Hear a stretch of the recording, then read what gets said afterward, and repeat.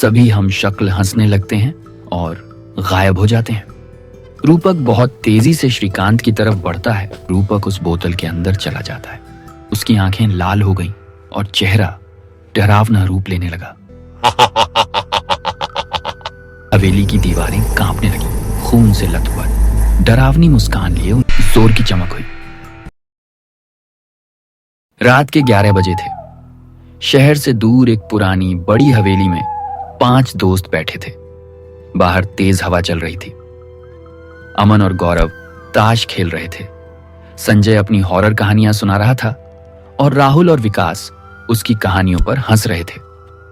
अरे संजय, तुम्हारी कहानियों में अब दम नहीं रहा। भाई, असली भूत प्रेत रात के अंधेरे में निकलते हैं। चलो भाई, अब बहुत हुई बातें। मुझे नींद आ रही है।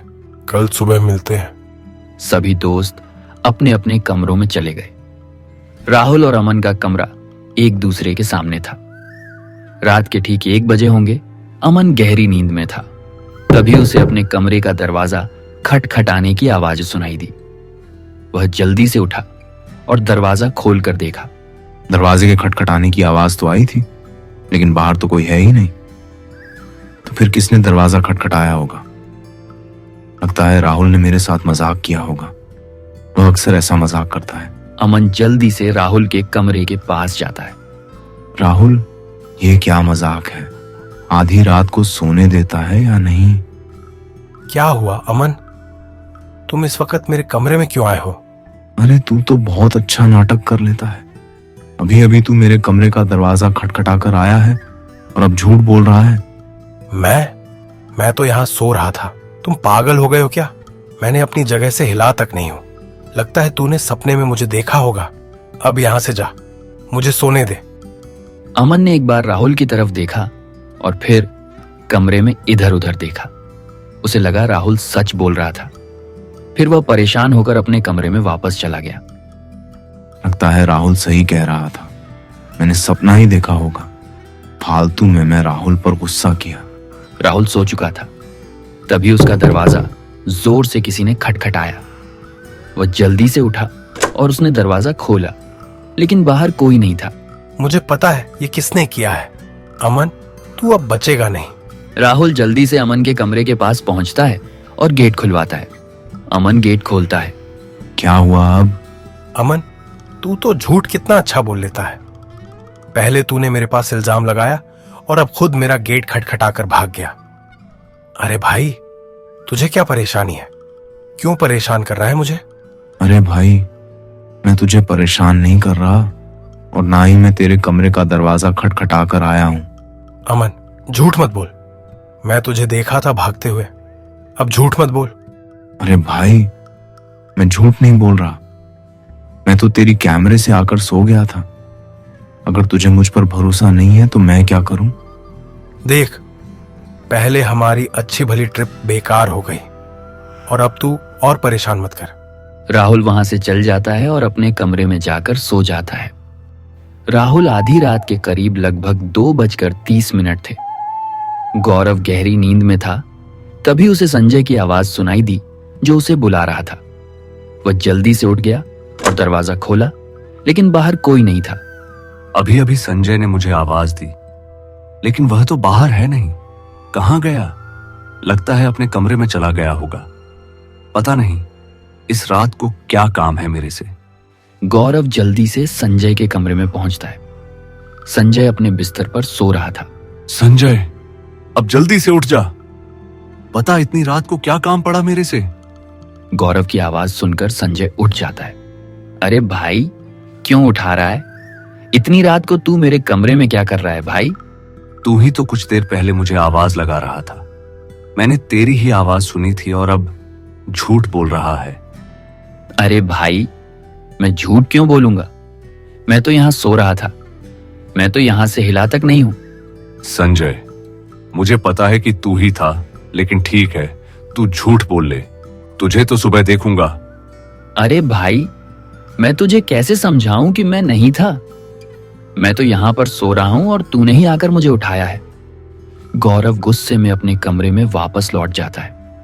थोड़ी देर बाद संजय के कमरे में गौरव आता है। संजय सोया नहीं था, वो जाग रहा था। अरे गौरव भाई, अब क्या हुआ? गौरव ने कुछ नहीं कहा और संजय का गला जोर से पकड़ लिया। संजय दर्द से तड़पने लगा। थोड़ी देर बाद गौरव उसका गला छोड़कर वहां से चला गया। संजय जल्दी से उसके कमरे में गया, लेकिन उसके कमरे का दरवाजा बंद था। उसने गेट खटखटाया। गौरव ने गेट खोला। अरे अब क्या हुआ? तुझे क्या सोने नहीं देगा मुझे चैन से? गौरव, नाटक मत कर। देख, मुझे पता है कि तेरी और मेरी अच्छी नहीं बनती, लेकिन तू तो मुझे आज मार ही देता। देख, तूने मेरा गला कितनी जोर से पकड़ा था। मैं तो आज भगवान को प्यार ही हो जाता। झूठ मत बोल संजय, तू मुझे पहले से ही परेशान कर रहा है और अब मुझ पर झूठा इल्जाम लगा रहा है कि मैंने तुझे मरने की कोशिश की। अरे भाई, तुझे तो एक्टर होना चाहिए था। कितनी अच्छी एक्टिंग कर लेता है। मतलब, मैं झूठ बोल रहा हूं। तू मेरे कमरे में आया, तूने मेरा गला पकड़ा और फिर भाग गया। देख संजय, तुम मुझे गुस्सा दिला रहे हो। मैं तेरे कमरे में नहीं आया और ना ही मैंने तेरा गला पकड़ा। और हां, अगर तुझे लड़ना है तो बेशक लड़, मैं भी पीछे नहीं हटूंगा। तभी वहां अचानक विकास आ गया और उसने उन दोनों को धक्का दिया और भाग गया। अब इसे क्या हुआ? इसने क्यों धक्का मारा? यह तुम दोनों का ही प्लान है ना, मुझे परेशान करने का? प्लान मैंने नहीं बनाया, तूने बनाया, मुझे जान से मारने का। मैं विकास से ही पूछ लूंगा, सब कुछ सामने आ जाएगा। पूछ ले। जब मैंने कुछ किया ही नहीं है तो मुझे किसी बात का डर भी नहीं है। गौरव और संजय विकास के कमरे के पास जाते हैं और दरवाजा खुलवाते हैं। विकास दरवाजा खोलता है। अरे गौरव, संजय, इतनी रात को यहाँ क्या कर रहे हो? क्या तुम दोनों सोए नहीं अभी तक? अच्छा, तो तू भी संजय के साथ मिला हुआ है? भाई, तू तो बहुत बड़ा खिलाड़ी निकला रे। अरे भाई, तू क्या कह रहा है? मुझे कुछ समझ नहीं आ रहा। विकास, देख, तू अभी अभी हम दोनों को धक्का देकर आया है। सच सच बता, तूने हम दोनों को धक्का क्यों दिया? भाई, मैं तो सो रहा था अपने कमरे में। तुम दोनों ने ही मुझे जगाया है और तुम कह रहे हो कि मैं तुम्हें धक्का दिया।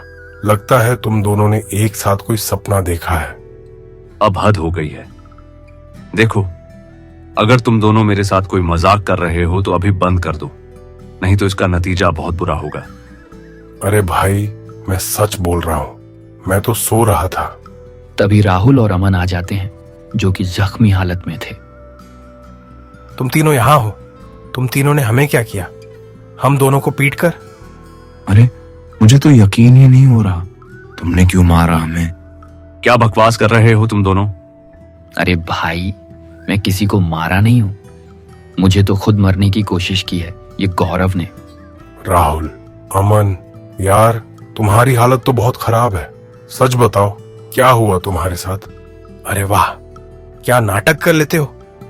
तुम तीनों अपने पहले हमारे कमरों के दरवाजे खुलवाए और फिर हम दोनों को पीटा, और अब झूठ बोल रहे हो।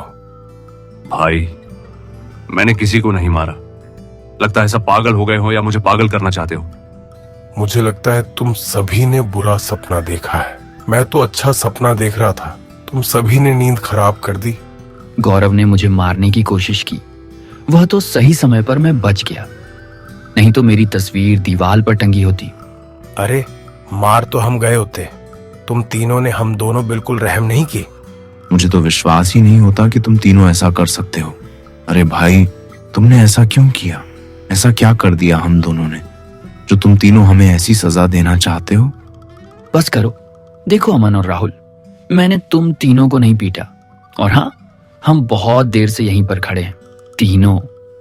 तो फिर तुम हम पर इल्जाम कैसे लगा सकते हो? तुम झूठ बोल रहे हो। तुम तीनों अभी अभी हमें पीट कर आए हो। ऐसे ही सभी दोस्तों में लड़ाई बढ़ती गई और बात मारामारी पर आ गई। सभी एक दूसरे को पीटने लगे। तभी किसी ने हवेली का दरवाजा खटखटाया। सभी जल्दी से दरवाजे के पास पहुंचे। गौरव ने दरवाजा खोला। बाहर एक अनजान आदमी था। कौन है आप, और इतनी रात को यहां क्या कर रहे हो? अरे, वही ये सवाल तो मैं ही करने वाला था। चलो ठीक है, तुम नहीं कर लिया।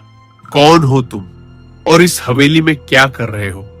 आपको इससे क्या मतलब? यहां से जाइए। तुम सभी जख्मी हो। शायद तुम सभी आपस में लड़ रहे थे। मुझे बाहर आवाज भी आ रही थी। हम सभी दोस्त हैं, हम कुछ भी करें, इससे आपको क्या? और वैसे आप कौन हैं?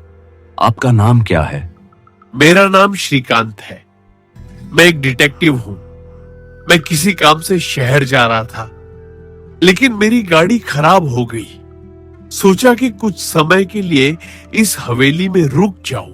हाँ, तो अब बताओ कि तुम सभी इस हवेली में क्या कर रहे हो? हम एक ट्रिप पर निकले थे, लेकिन हमारी गाड़ी खराब हो गई थी, इसलिए यहां पर रुक गए। तुम सभी जख्मी हो।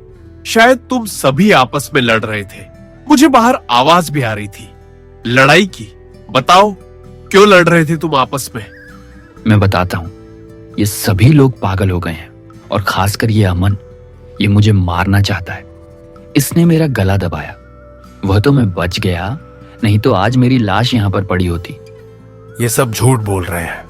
असलियत तो ये है कि ये तीनों मुझे और अमन को मारना चाहते थे। इन तीनों ने हमें बहुत पीटा और अब नाटक कर रहे हैं। ये तीनों बहुत बुरे हैं। इन तीनों ने हम दोनों को जानवरों की तरह पीटा। मुझे तो अब इन तीनों को अपना दोस्त कहने में भी बहुत शर्म आ रही है। झूठ मत बोलो। अमन, राहुल और तुम संजय, लगता है तुम पागल हो गए हो। मैंने कितनी बार कहा कि मैं तुम्हारा गला नहीं दबाया, और मैं तुम्हें क्यों मारना चाहूंगा? गौरव, अब झूठ मत बोल। अब तो सच बोल दे। चुप हो जाओ, तुम सभी पागल हो गए हो। अरे भाई, क्या बोल रहे हो? मुझे तो कुछ समझ ही नहीं आ रहा। ऐसे ही बात बढ़ जाती है और सभी दोस्त फिर से आपस में लड़ाई शुरू कर देते हैं। श्रीकांत जैसे तैसे उन्हें रोकता है।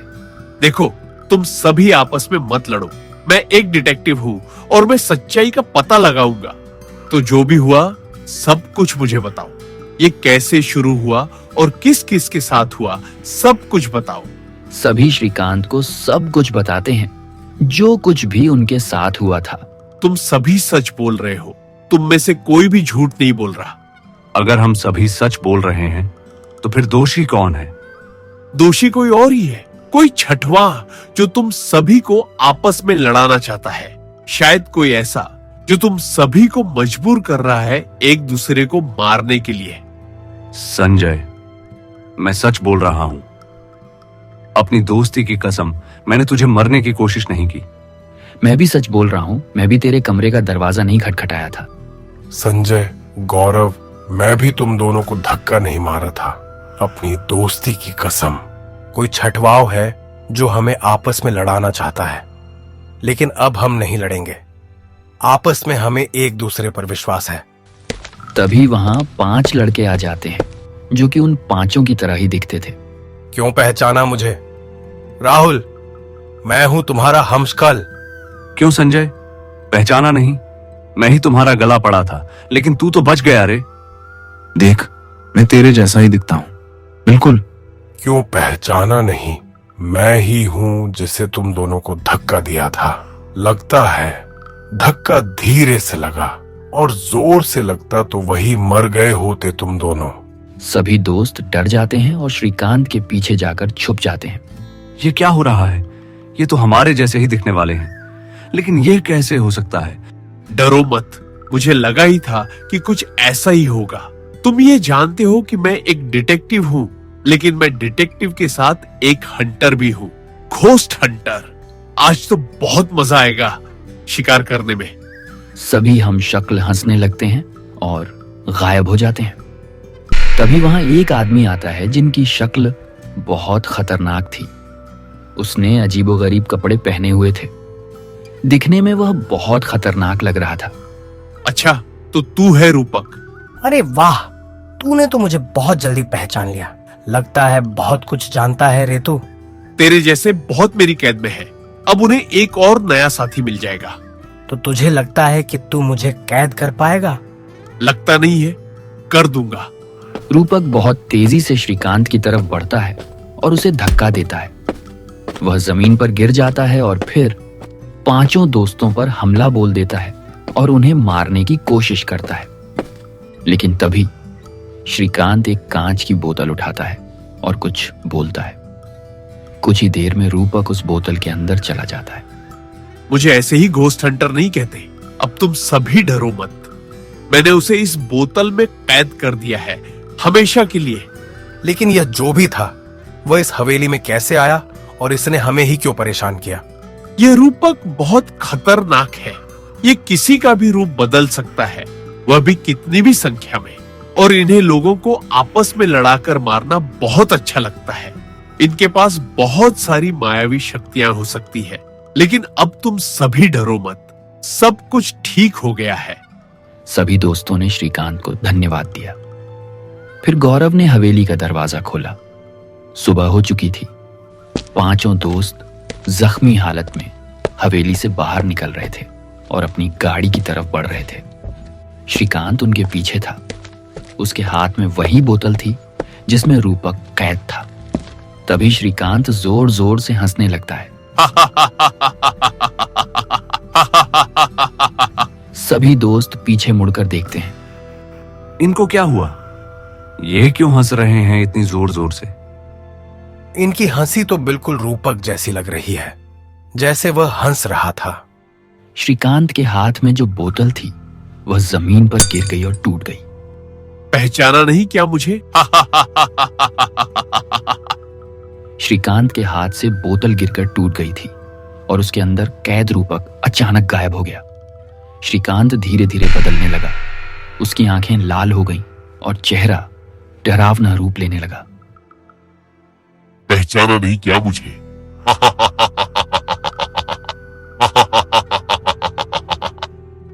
मैं ही हूं रूपक। तुम सबको खेल बनाकर बचाया मैंने। पांचों दोस्त सहम गए। उन्हें लगा जैसे उनकी सारी हिम्मत छिन गई हो। नहीं, ये कैसे हो सकता है? ये तो हमें बचाने आए थे। तो फिर ये? मतलब असली श्रीकांत कभी था ही नहीं। ये सब शुरू से जाल था। सही समझे। असली श्रीकांत इस हवेली में कदम रखते ही मेरा शिकार बन चुका था। और जो तुम देख रहे थे वो सिर्फ मेरा भेष था। मैं चाहता था कि तुम सब एक दूसरे को मार डालो, लेकिन अफसोस तुम जल्दी समझ गए। कोई बात नहीं, अब मैं खुद खेल खत्म करता हूं। रूपक ने अपने हाथ आसमान की ओर उठाए। हवेली की दीवारें कांपने लगी, झूमर गिरने लगे। कमरे के कोनों से काली परछाइयां निकलने लगी। हवेली के हर शीशे में उन 5 दोस्तों के हम शक्ल दिखने लगे। हर हम शक्ल खून से लथपथ डरावनी मुस्कान लिए उनकी ओर बढ़ रहा था। ये क्या हो रहा है? ये तो सैकड़ों हो गए। अब बचना नामुमकिन है। हमें बाहर निकलना होगा, वरना ये सब हमें खा जाएंगे। पांचों दोस्त दौड़ने लगे। हवेली का दरवाजा अपने आप बंद हो चुका था। वे खिड़की तोड़ने की कोशिश करते, लेकिन शीशे से खून बहने लगता। हे भगवान, ये कैसी हवेली है? यहाँ तो दीवारें भी जिंदा हैं। उसी वक्त अचानक हवेली के बीचों बीच एक अजीब सा कमरा खुला, जिसके अंदर पुरानी तख्तियां, मंत्रों से भरी किताबें और एक टूटी हुई तलवार रखी थी। शायद यही इस हवेली का राज है। देखो, इस कमरे में कुछ है। यही हमें बचा सकता है। उस कमरे में मत जाना, वो मेरा सच उजागर कर देगा। लेकिन पांचों दोस्त किसी तरह उस कमरे तक पहुंचे। वहां एक पुरानी किताब खुली पड़ी थी, जिस पर लिखा था, रूपक को हराने का एक ही तरीका है, उसके असली चेहरे को दर्पण में दिखाना। तभी उसकी शक्ति खत्म होगी। दोस्तों, यही मौका है। हमें कोई बड़ा आईना ढूंढना होगा। सब मिलकर हवेली के पुराने हॉल में पहुंचे, जहां दीवार पर एक विशाल आईना टंगा हुआ था। रूपक गुस्से में गरजता हुआ उनके पीछे आया। मूर्खों, तुम मुझे आईने में कैद करना चाहते हो। ये कभी नहीं होगा। रूपक ने अचानक संजय का रूप धारण किया और बाकी दोस्तों को बहकाने लगा। रुको, मैं हूँ असली संजय। क्या? अब असली कौन है? दोनों संजय आमने सामने खड़े हो गए। असली और नकली की पहचान करना नामुमकिन था। तभी राहुल ने सोचा और चुपके से दोनों को आईने के सामने ले आया। आईने में सिर्फ एक संजय दिख रहा था और दूसरे की जगह एक डरावना राक्षसी चेहरा दिखाई देने लगा। वो रहा, यही असली रूपक है। पांचों ने मिलकर नकली संजय यानी रूपक को पकड़कर आईने की ओर धकेला। जोर की चमक हुई रूपक चीखता रहा। रूपक का शरीर धुएं में बदलकर आईने के अंदर कैद हो गया। पूरा आईना आग की लपटों से जल उठा और हवेली में सन्नाटा छा गया। सुबह की रोशनी हवेली की खिड़कियों से अंदर आई। पांचों दोस्त खून और चोटों से भरे हुए थे, लेकिन जिंदा थे। दोस्तों, हमने ये कर दिखाया। रूपक अब हमेशा के लिए कैद हो गया। लेकिन याद रखना, अगर ये आईना कभी टूटा तो रूपक फिर से आजाद हो जाएगा। पांचों दोस्त हवेली से बाहर निकले। उनकी आंखों में डर तो था, लेकिन साथ ही दोस्ती की मजबूती भी।